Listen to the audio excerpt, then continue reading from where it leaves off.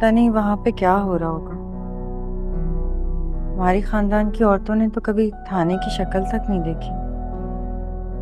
अम्मी, आज तक इस घर में आने वाले मेहमान का मर्डर भी नहीं हुआ। अगर मुझे उस वक्त हॉस्पिटल में हकीकत पता चल चुकी होती, मैं अम्मी की तदफीन कभी नहीं होने देती। पोस्टमार्टम करवाती, पता करती कि अम्मी के कातिल कौन थे। मेरी तो अक्ल काम ही नहीं कर रही। अच्छी खासी बैठी थी, अचानक पता नहीं कैसे। सफिया का दुश्मन कौन हो सकता है? दुश्मन तो मैं थी। अम्मी तो जद में आ गई थी। मगर तुम्हारी अम्मी को इंसाफ जरूर मिलेगा। इसलिए वापस आई हूं मैं इस घर में अम्मी। लेकिन इस वक्त जो उमैर का रवैया है, उसके जो सवालात हैं, ये सारी चीजें मुझे सोचने पे मजबूर कर रही हैं जैसे हम दोनों को इस रिलेशनशिप से आजाद हो जाना चाहिए। नहीं, ऐसे मत बोलो।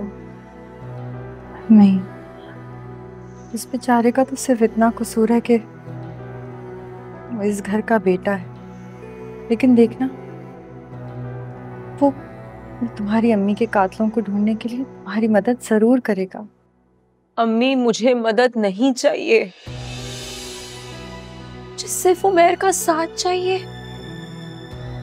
और ऐसा लग रहा है कि अभी वो भी मिलना बहुत मुश्किल है।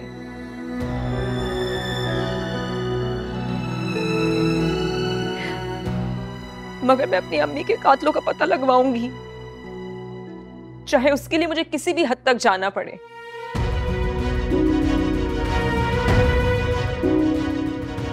तुम्हारे साथ हूँ बेटा, हमेशा।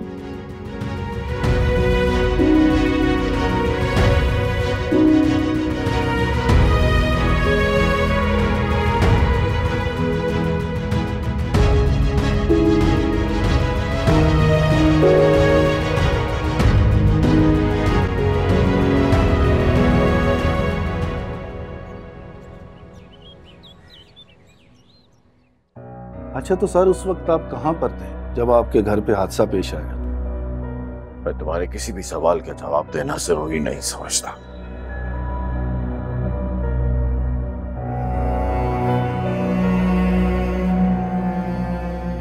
मेरे वकील आ रहे हैं, वही तुमसे बात करेंगे। सर, आपको अपने वकीला को बुलाने की कोई जरूरत है। आप अगर जाना चाहते हैं तो बेशक चले जाएं। क्या हम जा सकते हैं? मतलब आप तो कहते हैं कि आपके पास वारंट है। छोड़े ना सर उन बातों, मिट्टी डालें। आपको कह दिया, आप जाना चाहते तो चले जाएं।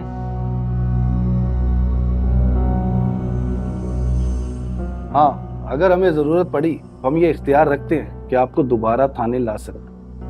बात सुनो, अपनी अफसरी का टेंट्रम मेरे सामने दिखाने की जरूरत नहीं।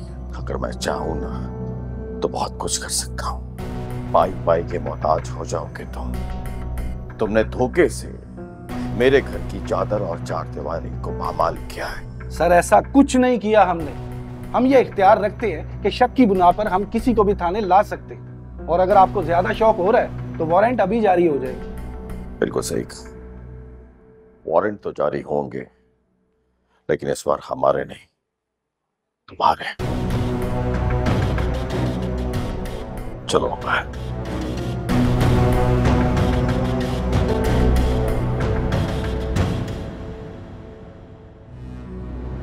आपको पूछने क्यों बुलाया था? आपको क्यों बुलाया था? तो है ना, आप बताएंगे, जानना चाहिए। हम जानना चाहिए कि आपके बारे में।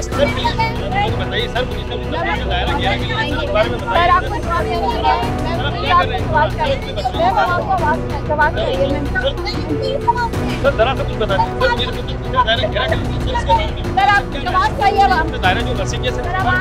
आपको बताएंगे सर, आपको हमारी जवाब दे दीजिए सर। जवाब दे सर, प्लीज सर, कुछ तो बताइए, आप जानना चाहती है सर। सर बताइए।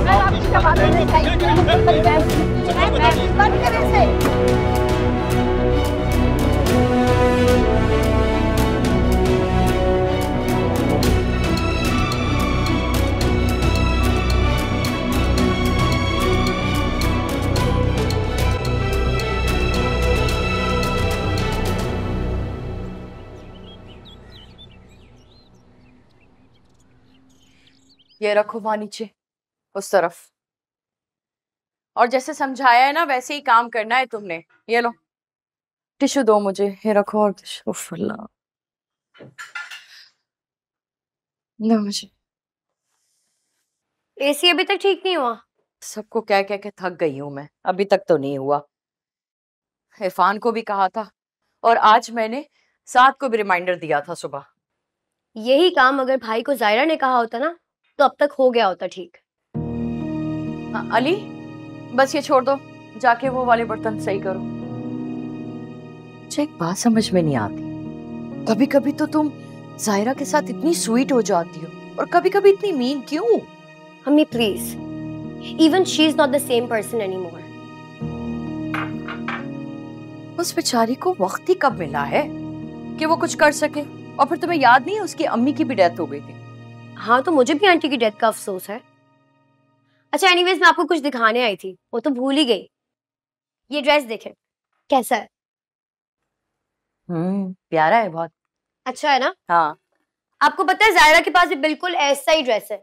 तो अम्मी मैं भी ऑर्डर कर लूं? हाँ हाँ कर दो। बताओ कितने का है? 85,000।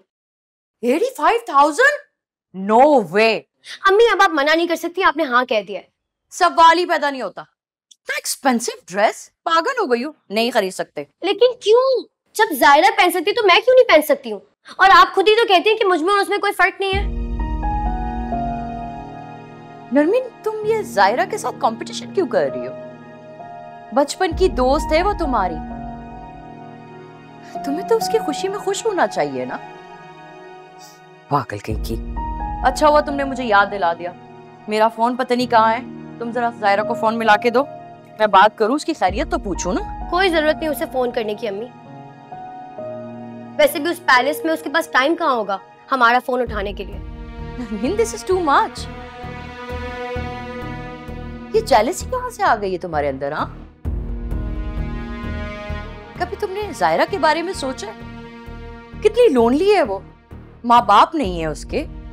She is not lonely अम्मी, she's got a billionaire husband।